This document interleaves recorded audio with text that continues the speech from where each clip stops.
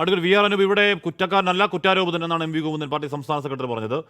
സാങ്കേതികമായാണെങ്കിലും അത് ശരിയാണ്. അറസ്റ്റ് ഉണ്ടായി, കേസ് കോടതിയിൽ വരണം, ട്രയൽ കഴിയണം, കുറ്റക്കാരനെന്ന് കണ്ടെത്തണം. കുറ്റക്കാരനെന്ന് കണ്ടെത്തിയാൽ പാർട്ടി നടപടി ഉണ്ടാകുമെന്ന് CPM പ്രതിനിധിയുടെ ഉറപ്പാണ്. Shri V R Anoop. ഹാഷ്മി, ഒരു നിമിഷം ഈ ചർച്ചയ്ക്ക് ഇരിക്കുമ്പോൾ എനിക്ക് ഈ ചർച്ചയുടെ വിഷയം മാറിപ്പോയി എന്ന് തോന്നി. ഈ ചർച്ചയ്ക്ക് വരുമ്പോൾ നിങ്ങളുടെ പ്രതിനിധി എന്നെ അറിയിച്ചത് CPM നേതാവിൻ്റെ അറസ്റ്റുമായി ബന്ധപ്പെട്ട. പക്ഷെ CPM പ്രതിനിധി പറയുന്നത് അങ്ങേയറ്റം അഭിമാനകരമായൊരു മുഹൂർത്തമാണ് എന്നാണ്. എന്തിനാണ് ഇത്ര വലിയ അഭിമാനം തോന്നുന്നത്? ഇവർ ഈ സംഭവങ്ങളുടെ തുടക്കത്തിൽ എന്താ പറഞ്ഞത്? ഞങ്ങൾ കമ്മ്യൂണിസ്റ്റുകാരാണ്, കമ്മ്യൂണിസ്റ്റുകാർക്ക് കക്കാൻ കഴിയില്ല എന്നൊക്കെ പറഞ്ഞ ആളുകളല്ലേ. പിന്നീട് ഒരു പടി അന്വേഷണം മുന്നോട്ട് പോയപ്പോൾ ഇവരെന്താ പറഞ്ഞത്? ഇതൊരു കമ്മ്യൂണിസ്റ്റ് പാർട്ടിയുടെ ഗവൺമെൻറ് ആയതുകൊണ്ടാണ് ഈ കളവിൽ അന്വേഷണം വരുന്നത്, അതുകൊണ്ടാണ് ഈ അന്വേഷണം മുന്നോട്ട് പോകുന്നത്. പച്ച നുണയല്ലേ ഇവർ പറയുന്നത്? എന്താ യാഥാർത്ഥ്യം? ഈ അന്വേഷണത്തിൽ കമ്മ്യൂണിസ്റ്റ് പാർട്ടിയുടെ ഗവൺമെൻറ്റിന് എന്തെങ്കിലും റോളുണ്ടോ? കോടതിയുടെ പ്രത്യേക മേൽനോട്ടത്തിൽ പ്രത്യേക അന്വേഷണ സംഘം നടത്തുന്ന അന്വേഷണമാണെന്നേ. കമ്മ്യൂണിസ്റ്റ് പാർട്ടി നേരായ ദിശയിൽ അന്വേഷണം നടത്തുന്നതെന്നും പറഞ്ഞ ആളുകളെ തെറ്റിദ്ധരിപ്പിക്കല്ലേ.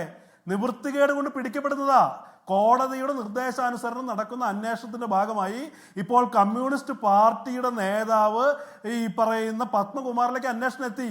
ഈ അന്വേഷണത്തിന്റെ ഓരോ ഘട്ടത്തിലും ഇവർ പ്രതികരിച്ചത് നമ്മൾ കേട്ടതല്ലേ. ആദ്യം പറഞ്ഞത് എന്താ? ഉണ്ണികൃഷ്ണൻ പോറ്റിയാണ് കുറ്റക്കാരൻ. അപ്പോൾ ഞങ്ങളെടുത്തൊരു നിലപാടുണ്ട്, ഇത് കേവലം ഒരു ഉണ്ണികൃഷ്ണ പോറ്റിയിൽ ഒതുങ്ങുന്ന ഒന്നല്ലെന്നേ. ഇതിന് പിന്നിൽ ഉന്നതമായ ഉദ്യോഗസ്ഥ വൃന്ദമുണ്ട്, അവരെ നയിക്കുന്ന ഭരണ നേതൃത്വമുണ്ട്. ഉന്നതമായ ഉദ്യോഗസ്ഥ വൃന്ദം എന്ന് പറയുമ്പോൾ വാസു, അദ്ദേഹം ദേവസ്വം കമ്മീഷണറായിരുന്നു. അദ്ദേഹം ഒരു ദേവസ്വം കമ്മീഷണർ മാത്രമല്ലല്ലോ, CPMന്റെ പഞ്ചായത്ത് പ്രസിഡന്റായി മത്സരിച്ച ആളാ. സാങ്കേതികത്വത്തിന് വേണ്ടി വേണമെങ്കിൽ സമ്മതിക്കാം, അദ്ദേഹം CPMുമായി ബന്ധമുള്ള ആളല്ല, ഉദ്യോഗസ്ഥരാണെന്ന് സമ്മതിക്കാം. ഇപ്പോൾ ഈ പത്മകുമാറിന്റെ കാര്യത്തിൽ അത് പറയാൻ പറ്റുമോ ഹാഷ്മി? പത്മകുമാർ എന്ന് പറഞ്ഞാൽ പാർട്ടിയാ, communist party of India Marxist ആണ്. പത്മകുമാർ പാർട്ടിയാണെന്ന് മാത്രമല്ല, പാർട്ടിയിൽ എല്ലാ കാലത്തും പിണറായിയുടെ പക്ഷത്തിന്റെ പ്രതിനിധിയായിരുന്ന ആളാ. ഹാഷ്മി പത്തനംതിട്ടക്കാരനല്ലേ, അദ്ദേഹത്തിന്റെ രാഷ്ട്രീയ ചരിത്രം അറിയുന്ന ആളല്ലേ. ഇങ്ങനെ പിണറായിയുടെ ഏറ്റവും അടുത്തൊരായ ആള് അഴിമതി ചെയ്ത് കൈയോടെ പിടിക്കപ്പെട്ടു, ഒരു നിവൃത്തിയുമില്ലാതെ പിടിക്കപ്പെട്ടപ്പോൾ പിന്നെ ഇവിടെ വന്ന് ഞങ്ങൾ എന്തോ മഹനീയ കൃത്യം നടത്തി, ഒരു ഗറില്ല ആക്രമണം നടത്തി, പുന്നപ്ര വയലാർ സമരത്തിൽ പങ്കെടുത്ത കാര്യം പറയുന്ന പോലെ പറയുന്നത് ഞങ്ങൾ കമ്മ്യൂണിസ്റ്റുകാരിലെ കക്കില്ലെന്ന്. നിങ്ങൾ കള്ളന്മാരാണെന്നേ, നിങ്ങൾ കള്ളന്മാരാണ്. കളവ് മുതൽ കൈയോടെ പിടിക്കപ്പെട്ടു, ഒരു നിവൃത്തിയും ഇല്ലാതെ. എന്നിട്ട് സാങ്കേതികത്വം പറയാണ് നിങ്ങളുടെ സെക്രട്ടറി. എന്താ പറയുന്നത്? നിങ്ങളുടെ സെക്രട്ടറി പറയുന്നത് കുറ്റാരോപിതനാണെന്നാ. ഇവിടെ എല്ലാ കേസിലും ഏതൊരാൾ കുറ്റം ചെയ്താലും പറയുന്ന ഒരു സാങ്കേതികത്വം മാത്രമാണ് കുറ്റാരോപിതനെന്ന്. അത് പറഞ്ഞ് നിങ്ങൾ നിന്നോ? നിങ്ങൾ ഇപ്പോഴും പത്മകുമാറിനെ ന്യായീകരിച്ചോ? നിങ്ങൾ ന്യായീകരിക്കണം എന്നാ ഞങ്ങളുടെ ആഗ്രഹം. ഇവിടെ ഒരു കാര്യം ഞാൻ പറയാം. ഞാനൊരു നിമിഷം കേരളത്തിൻ്റെ ചരിത്രത്തിലേക്ക്, ഒരു രാഷ്ട്രീയ ചരിത്രം പറയാൻ ഞാൻ ആഗ്രഹിക്കുകയാണ്. 1957 കേരളത്തിലെ ആദ്യത്തെ കമ്മ്യൂണിസ്റ്റ് മന്ത്രിസഭ വരുമ്പോൾ ഹാഷ്മി, അതിൻ്റെ ഒരു കാരണം എന്ന് പറയുന്നത് ശബരിമലയാണ്.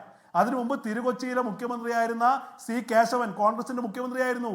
വെറും മുഖ്യമന്ത്രിയല്ല, കാറൽ മാക്സിനെ ഭഗവാൻ കാറൽ മാക്സ് എന്ന് വിളിച്ച C കേശവൻ, അദ്ദേഹം മുഖ്യമന്ത്രിയായിരിക്കുമ്പോഴാണ് ശബരിമലയിൽ തീവെപ്പ് കേസ് ഉണ്ടാകുന്നത്. അന്ന് ശബരിമല കോൺഗ്രസുകാർ കത്തിച്ചു എന്ന് പറഞ്ഞ് അത്തരമൊരു വികാരം ഇളക്കിവിട്ടാണ് കേരളത്തിലെ ആദ്യത്തെ കമ്മ്യൂണിസ്റ്റ് മന്ത്രിസഭ വരുന്നത്. ബാലറ്റ് പേപ്പറിലൂടെ ആദ്യത്തെ തെരഞ്ഞെടുക്കപ്പെട്ട കമ്മ്യൂണിസ്റ്റ് മന്ത്രിസഭ വരുന്നത് ശബരിമല അയ്യപ്പന്റെ പേരിൽ വർഗീയത ഇളക്കിവിട്ട് വോട്ട് പിടിച്ചിട്ടാണെന്നേ. അതിന് ചരിത്രത്തിന്റെ ഒരു മറുപടിയാ. ആദ്യത്തെ കമ്മ്യൂണിസ്റ്റ് മന്ത്രിസഭ വന്നത് അയ്യപ്പന്റെ പേര് പറഞ്ഞാണെങ്കിൽ ഇവിടെ അവസാനത്തെ മന്ത്രിസഭയുടെ അവസാന കാലമാണ് നമ്മൾ കാണുന്നത്. അതേ അയ്യപ്പൻ ഇവരെ താഴെ ഇറക്കാൻ പോവാണെന്നേ. ശബരിമലയിൽ കട്ടതിന്റെ പേരിൽ കേരളത്തിലെ ആദ്യത്തെ മന്ത്രിസഭ ശബരിമല അയ്യപ്പനെ വെച്ച് ഉണ്ടാക്കിയ ഇവർക്ക് ശബരിമലയിലെ അവസാനത്തെ മുഖ്യമന്ത്രിക്കും കാരണം അയ്യപ്പനാകും. ഇത് ചരിത്രത്തിന്റെ ഒരു മറുപടിയാ. C കേശവന്റെ ശാപം പിണറായി വിജയനെ വേട്ടയാടാൻ പോവാണെന്നേ. അതിന്റെ കൂട്ടത്തിൽ ഒരു കാര്യം കൂടി പറയണം. എവിടെയാണ് നമ്മുടെ സംഘപരിവാർ? വിശ്വാസികൾ എന്നൊക്കെ പറഞ്ഞ് വിശ്വാസത്തിന്റെ കുത്തക അവകാശപ്പെടുന്ന ആളുകളാണല്ലോ. വിശ്വാസത്തിന് പൊള്ളലേറ്റാൽ, വിശ്വാസികൾക്ക് വേദനിച്ചാൽ ഞങ്ങൾ ചോദിക്കുമെന്ന് നിരന്തരം പറയുന്ന ആളുകളല്ലേ. ഇവിടെ സംഘപരിവാറിന്റെ ഒരു അന്വേഷണ ഏജൻസി ഉണ്ടല്ലോ. അമ്മി കൊത്താനുണ്ടോ അമ്മി എന്ന് പറയുന്നത് പോലെ അഴിമതിക്കാരുണ്ടോ, അഴിമതിക്കാർ, കള്ളപ്പണം എന്ന് ചോദിച്ചു നോക്കുന്ന ED എവിടെയാണിപ്പോൾ? എൻഫോഴ്സ്മെന്റ് ഡയറക്ടറേറ്റ് എവിടെയാണിപ്പോൾ? ഇതുപോലത്തെ ഒരു വിഷയത്തിൽ, സെൻസിറ്റീവായ വിഷയത്തിൽ സംഘപരിവാർ നയിക്കുന്ന അന്വേഷണ ഏജൻസികൾ ഇടപെടുന്നുണ്ടോ? സംഘപരിവാറിന്റെ സംഘടനകൾ പേരിന് 2-3 സമരം നടത്തി മിണ്ടാതിരിക്കുക. ഇവിടെ കൃത്യമായി ഇവരെ സംരക്ഷിക്കാൻ ED പോലും പറഞ്ഞല്ലോ, ഇവിടെ ഇവിടെ നമ്മൾ എപ്പോഴും സമരം ഇവിടെ ഉണ്ടല്ലോ. ഒരു സിനേറിയോ മാറ്റം എപ്പോഴും പറയാറുള്ളതാണ്. ഇവിടെ ഭരിക്കുന്നത് നിങ്ങളാണെന്ന് കരുതൂ, നിങ്ങളുടെ ഒരു ജില്ലാ നേതാവ് ഇതുപോലെ ഒരു കാട്ടുകൊള്ള കേസിൽ അറസ്റ്റിലായെന്ന് കരുതൂ, ഇവിടെ പ്രതിപക്ഷത്ത് CPM ആണെന്ന് കരുതൂ, എന്തൊക്കെയാകുമായിരുന്നു സമരം? അത് വെച്ച് നിങ്ങൾ എന്ത് സമരം നടത്തിയെന്നാണ് ശ്രീ വി ആർ അനു?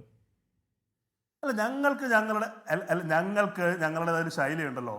നിങ്ങൾക്കറിയാം, പത്തനംതിട്ടയിൽ തന്നെ യൂത്ത് കോൺഗ്രസിന്റെ പ്രസിഡന്റ്, യൂത്ത് കോൺഗ്രസിന്റെ സംസ്ഥാന നേതാക്കന്മാർ ഉൾപ്പെടെ ജയിലിൽ കിടന്നില്ലേ? ഞങ്ങളുടെ ഒരു KPC ജനറൽ സെക്രട്ടറി ജയിലിലായിരുന്നില്ലേ? ഇവിടെ അതുപോലെ ജയിലിൽ കിടന്നിട്ടുണ്ടോ സംഘപരിവാരത്തിന്റെ ഏതെങ്കിലും ആളുകൾ? ഇവർ വിശ്വാസികൾ എന്ന് പറയുന്ന ആളുകളല്ലേ? ശബരിമലയുടെ കുത്തകാവകാശം അവകാശപ്പെടുന്ന ആളുകളല്ലേ? ഏതെങ്കിലും ഒരു BJPയുടെ നേതാവ് പോട്ടെ, BJPയുടെ ഒരു പ്രാദേശിക പ്രവർത്തകൻ ഈ വിഷയത്തിന്റെ പേരിൽ എന്തുകൊണ്ടാണ് ജയിലിൽ പോകാൻ തയ്യാറാകാതിരുന്നത്? എന്തുകൊണ്ടാണ് തെരുവുകൾ സമരവുമായി രംഗത്ത് വരാതിരുന്നത്? വളരെ കൃത്യമായി ശബരിമല വിഷയത്തെ ഒരു ബന്ദിയാക്കിക്കൊണ്ട് പിണറായി വിജയനെ സംരക്ഷിക്കാൻ ശ്രമിക്കുകയാണെന്നേ. പക്ഷെ ഒരു കാര്യം പറയാം, താങ്കൾ ആദ്യം പറഞ്ഞതിലേക്കെ കാര്യം, ഇവിടെ ശബരിമല അയ്യപ്പന്റെ ചൈതന്യം വർദ്ധിച്ചിരിക്കുന്നു എന്ന് ആരെങ്കിലും വിശ്വസിച്ചാൽ അവരെ കുറ്റം പറയാൻ കഴിയില്ല. കള്ളന്മാർ, കൊള്ളക്കാർ ഓരോരുത്തരെയായി പിടിക്കപ്പെട്ടിരിക്കുക. ശബരിമല അയ്യപ്പൻ പിണറായി വിജയനെ പിടിക്കാൻ ആരംഭിച്ചത് എപ്പോഴാ? ശബരിമലയിലെ പൊന്നു പൂങ്കാവനത്തിൽ ഈ പറയുന്ന വാവർ സമേതനായി ശബരിമലയിലെ അയ്യപ്പസ്വാമി വാണരുളുന്ന ശബരിമല സന്നിധാനത്തിൽ മുസ്ലിങ്ങളുടെ വീടുകൾ ബുൾഡോസ് ചെയ്യുമെന്ന് പറഞ്ഞ യോഗി ആദിത്യനാഥിന്റെ സന്ദേശം വായിച്ച അന്ന് മുതൽ ഇവരുടെ കഷ്ടകാലം തുടങ്ങി. ഹാഷ്മി, അന്ന് മുതൽ തുടങ്ങിയതാ. അയ്യപ്പ സംഗമത്തും മുതൽ തുടങ്ങിയതാണെന്നേ. ഓരോ വിഷയം ഒന്നിനു പുറകെ ഒന്നായി വെളിച്ചത്ത് കൊണ്ടുവരുന്നു. അയ്യപ്പൻ അവസാനത്തെ കള്ളനെയും പിടിക്കും എന്ന കാര്യത്തിൽ ഒരു സംശയവുമില്ല. സത്യം ജനങ്ങളുടെ മുന്നിൽ. ലോകത്തെവിടെയായാലും ഏത് സമയത്തും 24 വാർത്തകളും ഓഗ്മെന്റഡ് റിയാലിറ്റി പാക്കേജുകളും എക്സ്പ്ലെയിനറുകളും വിശദമായി കാണാൻ ഞങ്ങളുടെ YouTube ചാനൽ നിങ്ങൾക്ക് സബ്സ്ക്രൈബ് ചെയ്യാം.